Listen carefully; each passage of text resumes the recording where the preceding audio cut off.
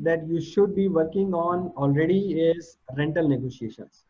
Either negotiate your rental with the supply with your owners if it's a government, or put it on moratorium. Let's say, okay, you don't need to pay for 3 months or 6 months if you're paying monthly. If it's a government, you can restructure it in a way that if it's a fixed plus variable, reduce the fixed portion and put more on variable in these current times. So you need to be fair with the owners as well. They have done investments, so they may not be able to give a lot of waiver in rentals, but they may be, if you are fair with them, it probably will be able to help. Maintenance agreements negotiations with the vendors, especially with the software, your booking engine, channel management fees. If you're paying fixed fee for those things, you better go and negotiate with them again. Interest principal, if you have taken the loan, we have done the principal and interest moratorium, and the government has also allowed us to not pay the interest for a long period of time, and also principal repayment for a year. The government is also helping us with the soft loan, where they are giving us the benefit of soft loans but with a lower interest rate.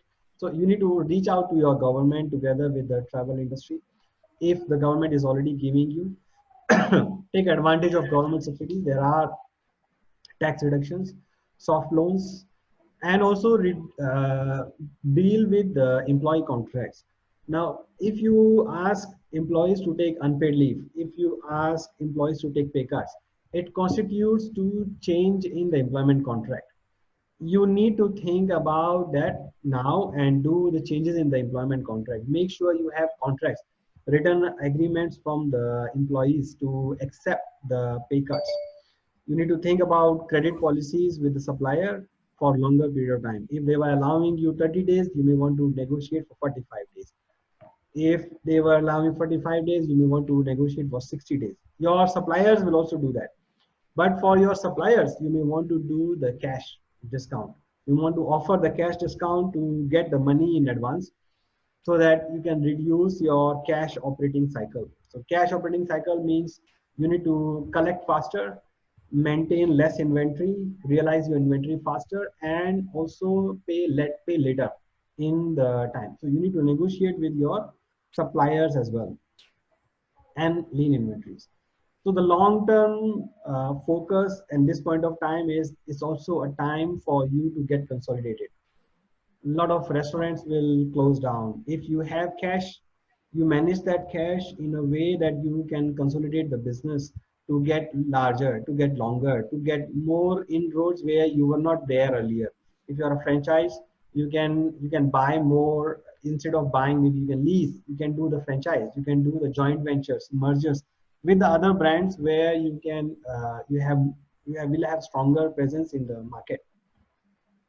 Think of the brand reputation and of strong operational standards.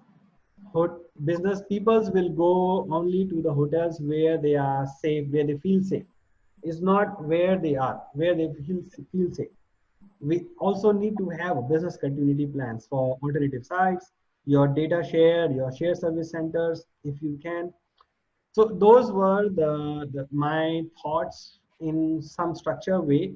You can visit my website, ehotelmanagementschool.com, for more details on the courses that we have on our YouTube page, and our also Facebook page. Let me share you one more Excel templates that I have. I can share with you this Excel template. We will be giving you out once, if you have registered to the event, or if you can leave your comments in the comment box or in the Facebook comments, where if you are seeing it live, if you want to have this template, you can put your email IDs. We will send you by that. We'll send you. So this template is basically to forecast your revenue for coming months, in coming 12 months from now until next year, March, April. It helps to think about all the hotel revenue and expenses in deeper detail.